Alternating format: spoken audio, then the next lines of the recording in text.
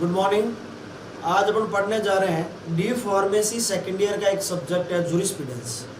और जूरिस्प्रूडेंस बोले तो अपने जो फार्मेसी के अंदर जितने भी एक्ट है, जो कानून है या जो फार्मेसी एक्ट खुद जो बना है वो कैसे बना, क्या उसका संविधान है या उसको बनाने वाली बॉडी कौन सी है और अपना रजिस्ट्रेशन कहाँ होता है और जो रजिस्ट्रेशन नंबर आपको मिलता है वो कैसे मिलता है।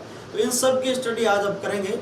ये डी फार्मेसी सेकेंड ईयर के RUHS एग्जाम के अंदर कई बार क्वेश्चन आता है और ज़्यादा इसमें पढ़ने लायक नहीं है, लेकिन पता होना चाहिए आपको कि फार्मेसी काउंसिल ऑफ इंडिया में कौन कौन से मेंबर होते हैं या उनका इलेक्शन कैसे होता है या उसको कौन नॉमिनेट करता है और कौन कौन से एक्स ऑफिस होते हैं। तो अपन शुरू करने जा रहे हैं pharmacy act and education regulation act. Education regulation means 1901 के अंदर आया था और पूरे भारत के अंदर जो फार्मेसी का एजुकेशन है उससे रिलेटेड एक एक्ट बनाया गया था कि एजुकेशन रेगुलेशन 91, जिसके तहत यानी मिनिमम क्वालिफिकेशन क्या होनी चाहिए एडमिशन की, मिनिमम एज क्या होनी चाहिए या आपके स्टडी का नेचर क्या होगा, आपकी ट्रेनिंग क्या होगी और आपका रजिस्ट्रेशन कैसे होगा, इन सब चीज़ों का उसके अंदर देखा गया।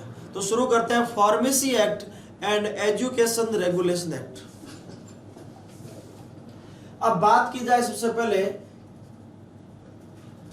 कि फार्मेसी एक्ट कब पास होता ना। फार्मेसी एक्ट 1948 के अंदर पास हुआ था और with the broad object regulating the practice of pharmacy in India. इसका मेन मकसद था फार्मेसी एक्ट का कि यानी जो फार्मेसी की प्रैक्टिस जितनी भी इंडिया के अंदर हो रही है उसको रेगुलेट करना, और वो रेगुलेट करने के लिए कुछ बॉडी बनाई गई थी जिसके तहत जैसे फार्मेसी काउंसिल ऑफ या हर स्टेट की अलग से स्टेट फार्मेसी काउंसिल होती है, तो वो सब जो गवर्निंग बॉडी बनाई थी कि अभी आपकी फार्मेसी की जितनी भी प्रैक्टिस होती है उसको रेगुलेट कैसे करना है, उसको लेके जो फार्मेसी एक्ट 1948 को पास हुआ था। अब बात करते हैं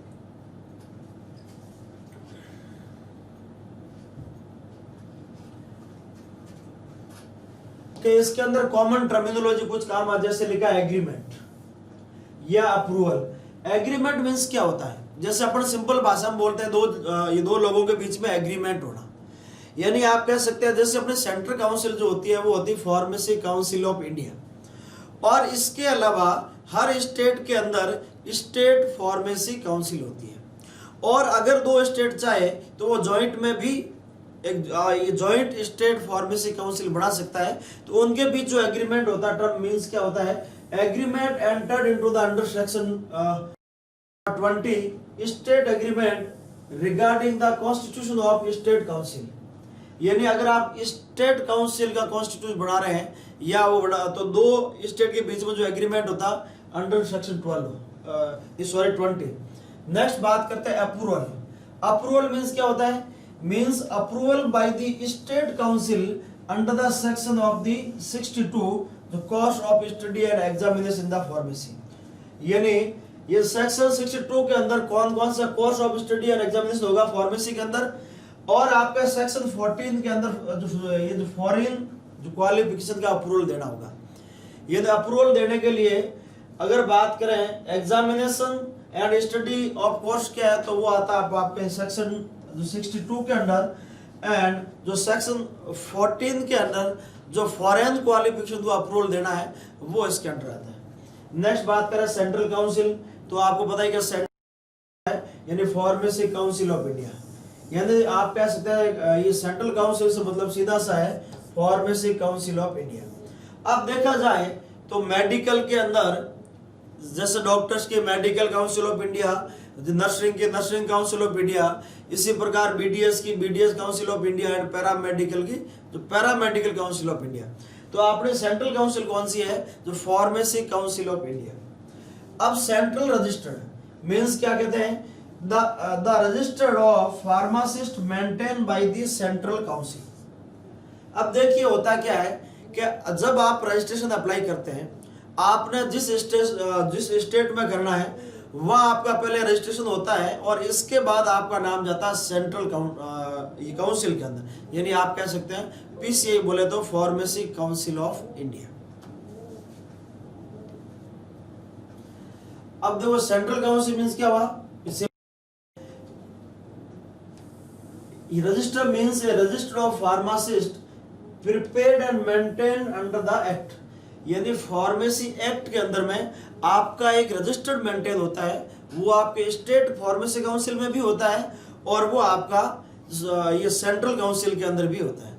यानी हर साल की 1 अप्रैल तक आप स्टेट फार्मेसी काउंसिल को अब रजिस्टर्ड फार्मासिस्ट के 5 कॉपी सेंट्रल जो फार्मेसी जो काउंसिल है बोले तो ये पीसीआई उसके अंदर सबमिट करना जरूरी होता है।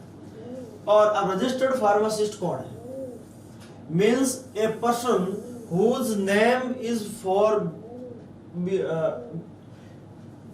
name time being entered in the register of the state in which he is for the time being residing carrying on his professional and business of pharmacy।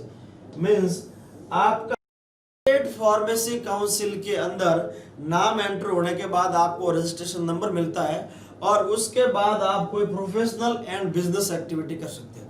अब देखिए साथियों, फार्मेसी एक प्रकार का देखा जाए तो बहुत ही ब्रॉड टर्म है, क्योंकि फार्मेसी एक प्रोफेशन है, फार्मेसी एक बिजनेस है और फार्मेसी एक सर्विस भी है।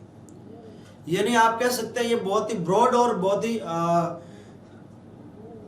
लंबा कह सकते हैं कि यानी फार्मेसी आप बिजनेस भी कर सकते हैं और आप फार्मेसी को एज ए प्रोफेशन भी ले सकते हैं और फार्मेसी के अंदर सर्विस भी है। यानी रजिस्टर्ड फार्मासिस्ट उसके लिए मिनिमम मतलब आप डिप्लोमा पास करने के बाद आपका रजिस्ट्रेशन अनिवार्य है और उसके बाद आप कोई भी बिजनेस या प्रोफेशनल एक्टिविटी कर सकते हैं। अब बात करते हैं कि फार्मेसी काउंसिल ऑफ इंडिया। पहली बात, जब बात फार्मेसी काउंसिल ऑफ इंडिया बोले तो पीसीआई, और बात जब सेंट्रल की आएगी तो कौन पढ़ेगा? तो सिंपल सी बात लिखा है, it is constituted by the central government for every 5 years। Means जो पीसीआई तो आपका बना हुआ है, लेकिन जो पीसीआई के अंदर जो मेंबर है, जो इलेक्टेड मेंबर है या नॉमिनेटेड मेंबर है, उनको 5 सालों के लिए चुना जाता है और वो कौन? सेंट्रल गवर्नमेंट के अंदर। और आप कह सकते हैं द फर्स्ट सेंट्रल काउंसिल या पीसीआई वाज कॉन्स्टिट्यूटेड इन 1949। यानी आप कह सकते हैं कि पीसीआई, पहली बात पीसीआई को कौन बनाता है? 5 सालों के लिए बनती है और वो सेंट्रल गवर्नमेंट बनाती है। और जो पहली बार पीसीआई का गठन कब हुआ था? 1949 के अंदर। और अब इसके अंदर देखते हैं कि कौन कौन से मेंबर होते हैं, यानी कौन कौन से इलेक्टेड मेंबर होते हैं, नॉमिनेटेड मेंबर होते हैं और कौन कौन से एक्स ऑफिशियो होते हैं। अब बात कर रहे हैं कि जो पीसीआई है, यह पहली बात तो फार्मेसी काउंसिल ऑफ इंडिया का गठन 1949 के अंदर हुआ था और किसके अंडर में? कि फार्मेसी एक्ट के अंडर में। और फार्मेसी एक्ट कब बना? 1948 के अंदर। अब इस जो पीसीआई के अंदर कौन कौन मेंबर होंगे? तो पहले मेंबर जो है वो इलेक्टेड मेंबर है, यानी elected, nominated and ex officio. सबसे पहले मैंने लिखा इलेक्टेड मेंबर कौन होगा, यानी पहली बात तो 6 मेंबर होंगे including at least 1 teacher in each of pharmaceutical chemistry, pharmacy and pharmacology and pharmacognosy. यानी उन जो 6 मेंबर में से at least 1 teacher from this subject होने जरूरी। और उसके बाद नेक्स्ट अगर बात करें 1 मेंबर फ्रॉम दी एमसीआई। इस एग्जाम के अंदर पूछा गया था कि इलेक्टेड मेंबर के अंदर जो आता है एक जो एमसीआई से आता है, और 1 member who shall be a registered pharmacist to represent the each state elected by the state council from among its member। यानी इलेक्टेड मेंबर के अंदर सबसे पहले आता है कि यदि आप 6 मेंबर, उनमें से at least 1 teacher from this subject और वो should be possess diploma and degree.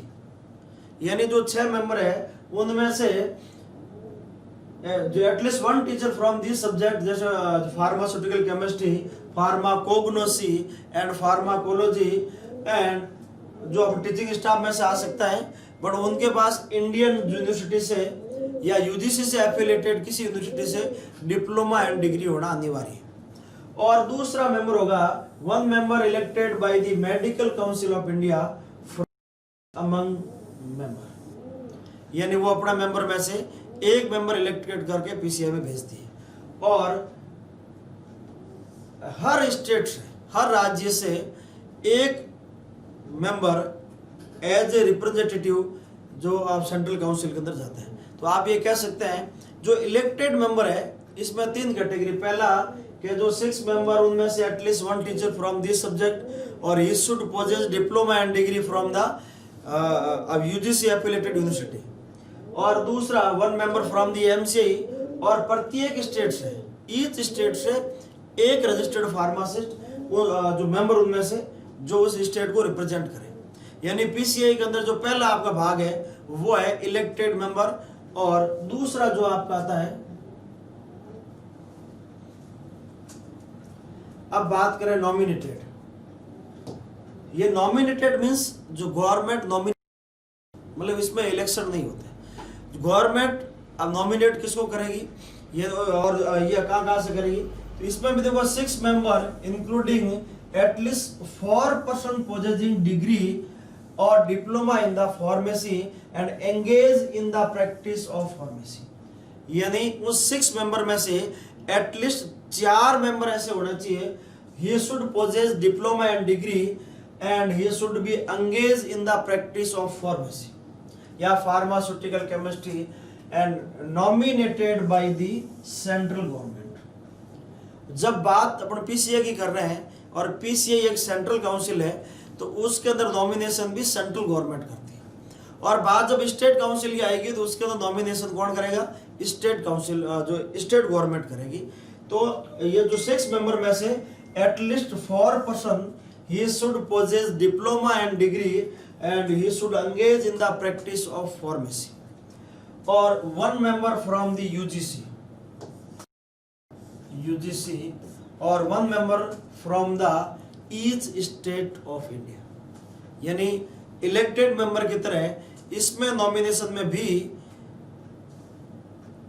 प्रत्येक स्टेट से एक मेंबर होगा। यानी आप कह सकते हैं 1 representative each of university grant commission and all India council for technical education AICT, और 1 registered pharmacist to represent the each state nominated by the state government and union territory।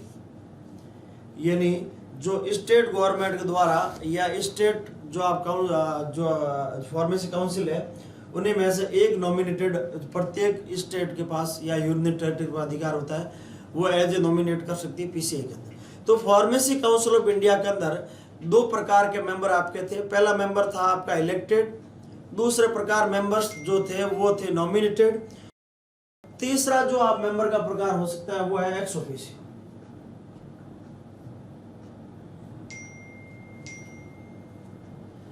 Ex officio यानी अगर देखा जाए कि हिंदुस्तान का अगर medical health and उस department का सबसे बड़ा अधिकारी होता है director general of health science.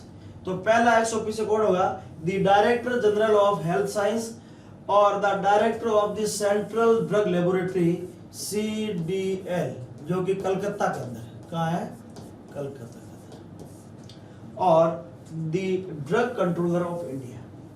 यानी जो 3 एक्स ऑफिशियो होंगे, पहला आपका हो गया the director general of health science, the director of the CDL and the director the drug controller of India.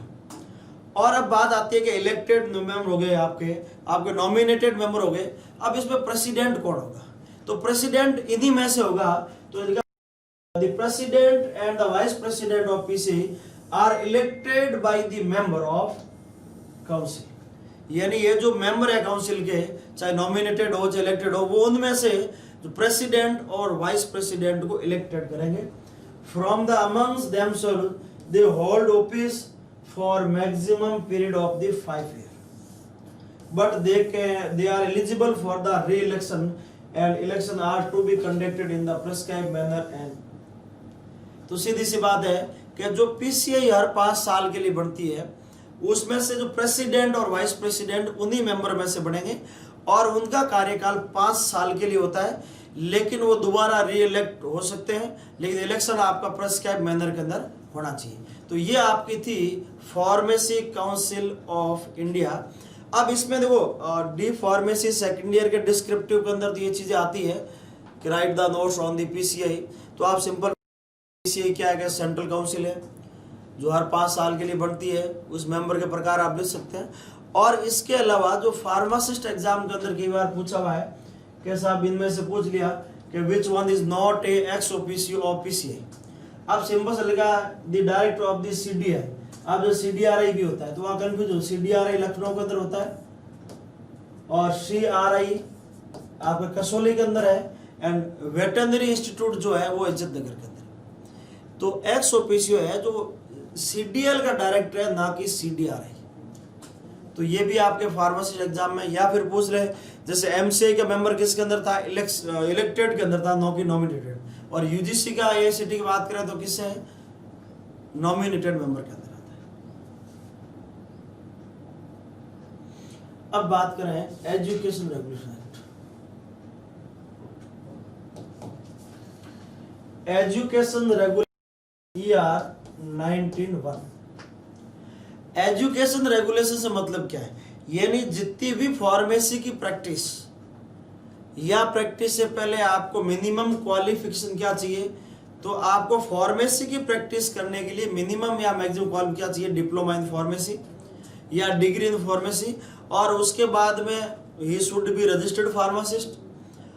अब वो उसको रजिस्टर्ड फार्मासिस्ट बनने के लिए पहली बात इस प्रोफेशन में या कोर्स में एंटर होने के लिए क्या चाहिए, आपकी कितनी एज चाहिए, और उसके बाद आप कोर्स के दौरान आपका स्टडी का नेचर क्या रहेगा या प्रैक्टिकल ट्रेनिंग का क्या नेचर रहेगा, उन सब को रेगुलेट करता है ER 1901। यानी education regulation are made by the central council with the approval of the central government and the prescribe the minimum qualification for the as a pharmacist.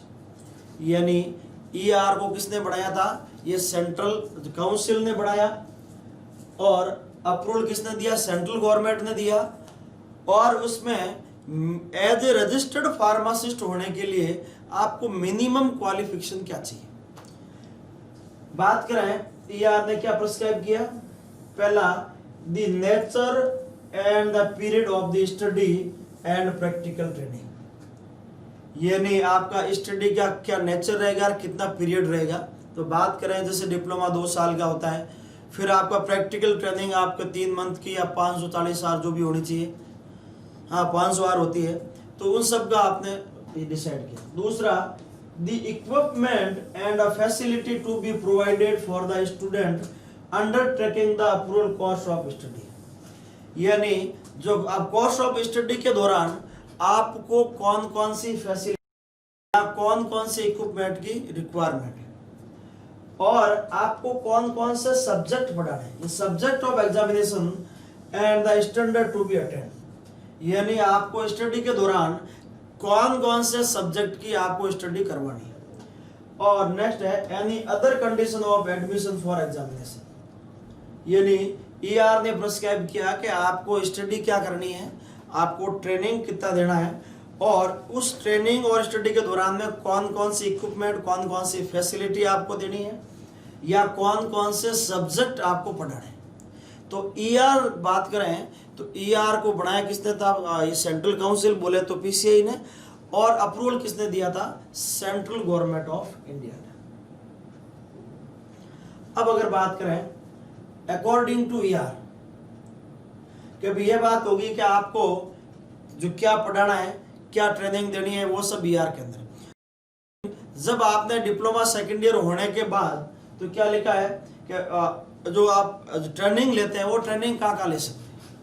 तो according to ER 1901, according to ER, a candidate shall be eligible undergo the practical training after having the appearing in diploma in pharmacy part 2nd examination and one or more the following student। आप कह सकते हैं कि बच्चा जब result की कोई आवश्यकता नहीं है, डिप्लोमा सेकेंड ईयर के एग्जाम में अपियर हो गया, एग्जाम खत्म होने के बाद वो ट्रेनिंग करने के लिए एलिजिबल है, यानी उसको रिजल्ट का इंतजार करने की आवश्यकता नहीं। और शायद लगभग हर कॉलेज के अंदर जो ही आपका लास्ट प्रैक्टिकल होता प्रैक्टिस होता है या प्रैक्टिकल होता है उस दिन आपको ट्रेनिंग फॉर्म दे दिया जाता है। अब वो ट्रेनिंग आप कहाँ कर सकते हैं?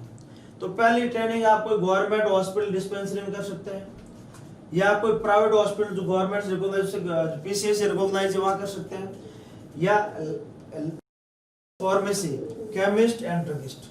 अब देखा जाए तो ये जो वर्ड है केमिस्ट, ड्रगिस्ट, फार्मासिस्ट, ये तीनों सिमिलर वर्ड है, लेकिन आपको जो प्रैक्टिकल ट्रेनिंग देगा वो फार्मासिस्ट ही देगा। यानी उस जो ट्रेनिंग फॉर्म के ऊपर आपको डीएल ड्रग लाइसेंस के साथ साथ में रजिस्ट्रेशन नंबर भी लिखना पड़ता है। यानी कहाँ ट्रेनिंग कर सकते हो कि गवर्नमेंट हॉस्पिटल में या अदर हॉस्पिटल डिस्पेंसरी जो पीसीआई से अप्रूव्ड हो, और या फिर कोई लाइसेंस फार्मेसी या ड्रगिस्ट केमिस्ट से कर सकते हो, या लाइसेंस ड्रग मैन्युफैक्चरिंग यूनिट। अब जैसे बात करें कि बैचलर डिग्री के दौरान, अब अगर बात करें डिप्लोमा का, तो डिप्लोमा की ट्रेनिंग हमेशा आपकी कोई डिस्पेंसरी, हॉस्पिटल या मेडिकल दुकान पे होती है, जबकि डिग्री की ट्रेनिंग आपके मैन्युफैक्चरिंग यूनिट के अंदर होती है। तो आप डिप्लोमा या डिग्री जो करने के बाद ट्रेनिंग जो कहाँ करेंगे, ये सब। अब बात करते हैं कि डिप्लोमा करने के बाद आपको ट्रेनिंग कितना घंटे की और जो कितने ड्यूरेशन में करनी है। तो सिंपल सी बात, पहली बात तो कि आपकी प्रैक्टिकल ट्रेनिंग 500 घंटों से कम नहीं होनी चाहिए, और वो 500 घंटे एटलीस्ट आपको ये 3 मंथ के अंदर कंप्लीट होना चाहिए। यानी प्रैक्टिकल ट्रेनिंग आपको मिनिमम 500 घंटा और वही भी 3 महीने के अंदर पूरी करनी है, और उसमें से भी जो 250 hour should be at the actual dispensing. यानी जो 500 आवर में से 250 आवर आपको एक्चुअल डिस्पेंसिंग करनी है, जिसके अंदर आप प्रिस्क्रिप्शन को हैंडल कर रहे हैं। तो सिंपल सा लिखा है कि practical training shall be not less than 500 hour spread over the period not less than 3 month. Out of this 500 hour period not 250 hour must be devoted to the actual dispensing of prescription. यानी 500 घंटे में से जो 250 घंटे आपके actual dispensing पे होना चाहिए। अब उस जो प्रैक्टिकल ट्रेनिंग के दौरान आप क्या क्या देखते हैं? आप पहला देखते हैं वर्किंग नॉलेज ऑफ रिकॉर्ड या required by the various act covering the जो प्रोफेशन ऑफ फार्मेसी। देखिए, अपन बात करें फार्मेसी एक्ट की, तो आपको, क्योंकि अपना एक प्रोफेशन है, ये बिजनेस के साथ साथ प्रोफेशन भी है, और प्रोफेशन को हमेशा प्रोफेशनल मैनर में ही किया जाता है। तो पहला तो आपको जो फार्मेसी के अंदर ड्रग एंड कॉस्मेटिक एक्ट के क्या रूल है, उसके अकॉर्डिंग रिकॉर्ड कैसे रखना है वो सीखना है। और नेक्स्ट आप क्या सीखना है, जो प्रैक्टिकल एक्सपीरियंस क्या देखना है, the principle and the working of pharmaceutical apparatus in the common use. यानी जो फार्मास्यूटिकल एपरेटस आपको कैसे काम में लेना है, जो बहुत ही कॉमन काम यूज आते हैं, या the reading, translation and कॉपिंग of the prescription including checking of the dose. अब देखो, फार्मासिस्ट का एक्चुअल काम क्या होता है, जैसे आपने प्रिस्क्रिप्शन देखा होगा जिसके अंदर ऊपर देखा ये सुपरस्क्रिप्शन, इंस्क्रिप्शन एंड सब्सक्रिप्शन। यानी सब्सक्रिप्शन क्या है, डायरेक्शन टू द फार्मासिस्ट, यानी एक्चुअल डोज निकालना, एक्चुअल ड्रग निकालना, एक्चुअल डोज निकालना, और उसको अच्छे से पेशेंट को समझाना। यानी क्या है कि आपको पहले रीड करना, उसको ट्रांसलेशन या कॉपिंग and checking of the dose. यानी जो आप डोज दे रहे हैं वो सही दे रहे हैं कि नहीं दे रहे हैं। अगर कहीं बीटी देना आप टीडीएस दे रहे हैं, या ओडी देना वहाँ बीटी दिया, बस एक्चुअल जो उस प्रिस्क्रिप्शन को रीड करना, उसको ट्रांसलेट करना और उसको चेक करके डोज देना, ये इस ट्रेनिंग के दौरान सीखते हैं। The dispensing of prescription illustration the commoner method of administration and medicament. यानी आपको ड्रग एडमिनिस्ट्रेट कैसे करनी है, कैसे आपको, जैसे कोई ड्राई पाउडर है कैसे डिजोल्व करके उसको डोज कैसे मेंटेन करनी है, वो सब चीज़ें भी आप उनको सिखाते, आप सीखते हैं और पेशेंट को बताना जरूरी है। और जो सबसे इम्पोर्टेंट चीज़ होती है the storage of drug and medical preparation. आपको ये पता होना चाहिए कि ड्रग को स्टोर कैसे करना है, यानी कौन सी ड्रग को रखना, कौन को आप ये कोल्ड पैलेस पर रखना है, यानी किसका क्या स्टोरेज टेम्परेचर है, वो भी आपको ट्रेनिंग के दौरान सीखने को मिलता है। यानी आप कह सकते हैं कि डिप्लोमा करने के बाद जो आपकी 500 घंटे ट्रेनिंग होती है उसमें से, और वो 500 घंटे 3 महीने के अंदर कवर करनी है, और उसमें से जो 250 घंटा एक्चुअल डिस्पेंसिंग के ऊपर होनी चाहिए, उसमें आप ये सीखते हैं कि पहले तो रिकॉर्ड कैसे मेंटेन करते हैं, प्रिस्क्रिप्शन को पढ़ना, ट्रांसलेट करना, कॉपी करना, एंड जो चेकिंग द डोज, और इसके अलावा स्टोरेज कैसे करना है, वो सब चीज़ें आप ट्रेनिंग के दौरान सीखते हैं।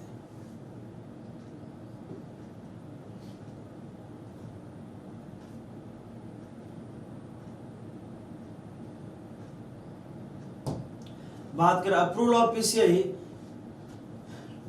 अब necessary not only for course of an examination but also for the starting any course in pharmacy, any authority or institution in India conducting a course of study for the pharmacist must be applied to PC approval course and examination।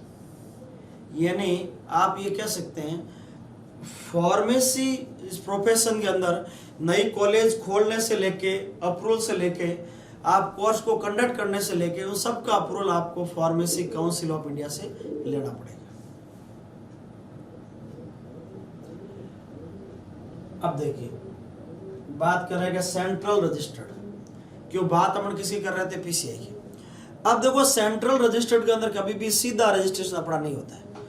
आप जिस state के अंदर हैं उस state council में आपका registration होता है और उसके बाद आपका नाम जाता है सेंट्रल काउंसिल के अंदर। तो सेंट्रल काउंसिल में क्या है, ये central registered of the pharmacist according to the provision of the pharmacy amendment act 76, the Central Council is required to maintain a registered for pharmacists known as the Central Registered।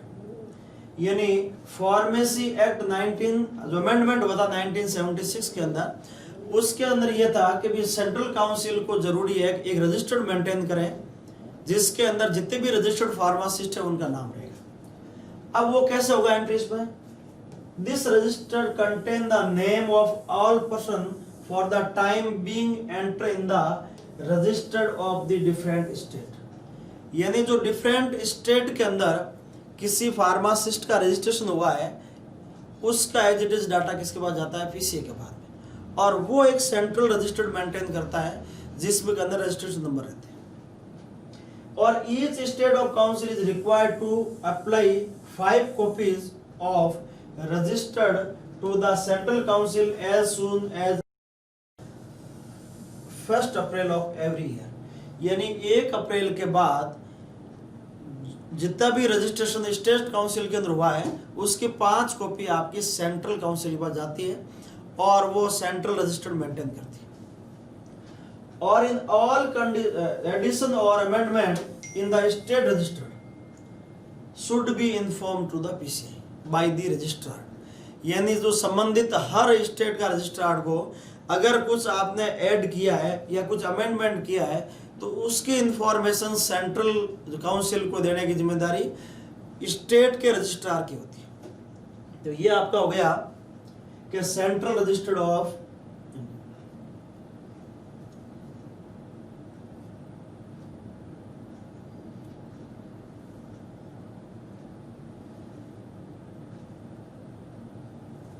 अब बात करें state pharmacy council. जैसे इससे पहले अपने पढ़ा central pharmacy council बोले तो पीसीआई, और अब बात कर रहे हैं स्टेट फार्मेसी काउंसिल।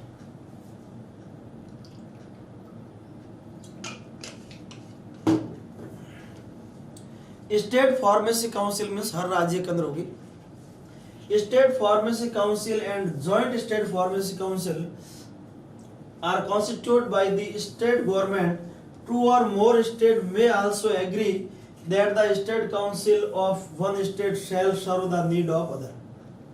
यानी मैंने एग्रीमेंट की बात की थी कि यानी हर स्टेट आप इंडिविजुअली काउंसिल बना सकता है और वो एग्रीमेंट के तहत जॉइंट स्टेट काउंसिल भी बना सकता है, जो एक दूसरे राज्य को सर्व कर सकता है। 2 or more state may also enter into the agreement, interstate agreement for the definite specific period to form a joint state council। यानी 2 से ज्यादा स्टेट उसमें एंटर हो सकते हैं जो स्पेसिफिक पीरियड के लिए, जिससे वो एक जॉइंट स्टेट काउंसिल बना सकते हैं। Any pharmacist willing to practice in the state has to get himself registered in that state through the state pharmacy council। यानी आपने एजुकेशन कहीं से भी ली है, आपने वेस्ट बंगाल से ली है, महाराष्ट्र से ली है, अगर आपको प्रैक्टिस राजस्थान में करनी है तो आपको राजस्थान फार्मेसी काउंसिल से रजिस्ट्रेशन अनिवार्य है। यानी आपको फार्मेसी प्रैक्टिस करनी है तो संबंधित उस राज्य की काउंसिल से आपका रजिस्ट्रेशन होना अनिवार्य है।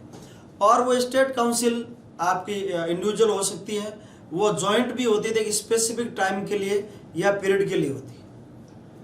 और आप कह सकते हैं यानी चाहे जॉइंट स्टेट है या फिर स्टेट काउंसिल है, यानी आपको उस स्टेट में प्रैक्टिस के लिए वहां रजिस्टर। अब स्टेट काउंसिल में क्या क्या होता है, उसी प्रकार का elected member, nominated member and ex officio. Elected में क्या है कि जो 6 registered pharmacist elected from amongst themselves. यानी अगर बात की जाए राजस्थान की, तो राजस्थान के अंदर जितने भी रजिस्टर्ड फार्मासिस्ट हैं उनमें से ये 6 मेंबर इलेक्टेड होते हैं, जो इसका जो इलेक्शन प्रोसीजर होता है प्रेस मैनर के अंदर बैलेट के द्वारा। तो उनमें से कोई भी उसमें इलेक्शन में भाग ले सकता है, बस उसकी शर्त यह है कि वो एक रजिस्टर्ड फार्मासिस्ट होना चाहिए। और 1 member elected from the among themselves bye the member of the medical council of state. यानी जो मेडिकल काउंसिल है हर स्टेट की, एक मेंबर उनमें से इलेक्टेड होगा। यानी 6 मेंबर अपना फार्मासिस्ट में से हो गया और 1 member from the state medical council.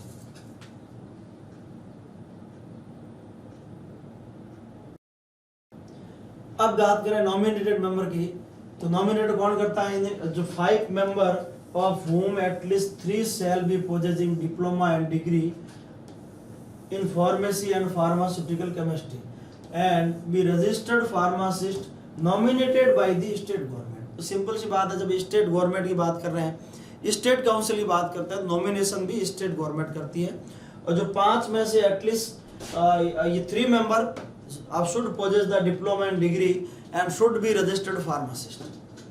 अब बात किया एक्स ऑफिशियो, तो एक्स ऑफिशियो पहला जो chief administrative medical officer of the state, यानी उस स्टेट का जो चीफ एडमिनिस्ट्रेटिव मेडिकल ऑफिसर एक एक्स ऑफिशियो वो होगा।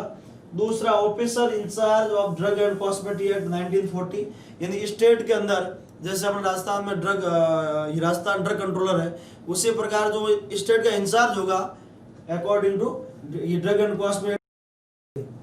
या फिर उसमें ये तीसरा मेंबर होगा, वो होगा government analyst under the drug and cosmetic act और हु देयर मोर देन 1 और such as the state government may appoint in the behalf. यानी स्टेट गवर्नमेंट अपने बिहाफ अपॉइंट कर सकती है। तो स्टेट काउंसिल के अंदर भी आपके elected member, nominated and ex officio. Elected कौन कौन से थे, यानी 6 मेंबर इलेक्टेड हो रहा था जो आपका रजिस्टर्ड फार्मासिस्ट में से, एक जो इलेक्टेड मेंबर था आपका स्टेट मेडिकल काउंसिल से, और नॉमिनेशन में जो 5 मेंबर होते हैं उनमें से एटलीस्ट जो 3 member should possess diploma and degree and should be a registered pharmacist in state council. और ये 3 एक्स ऑफिशियो आप हो गया, पहला ये chief administrative medical officer of the state, officer in charge of the drug and cosmetic act 1940 and government analyst. यानी ये आपके स्टेट फार्मेसी काउंसिल की बात करें। अब जॉइंट स्टेट की बात करें, जब एक से ज्यादा या 2 स्टेट मिलके आपके काउंसिल बनाए, तो इसमें देखो 3 से 5 रजिस्टर्ड फार्मासिस्ट होना चाहिए etch state of participating state elected from the among them. यानी जो आप 3 से 5 जो प्रत्येक राज्य या प्रत्येक स्टेट से इलेक्ट होके आएंगे। However, if agreed, the number of members elected by each participating state may not be equal but shall be from 3 to 5। यानी ये जरूरी नहीं है कि जो आप जॉइंट अगर स्टेट काउंसिल बना रहे हैं उसमें प्रत्येक राज्य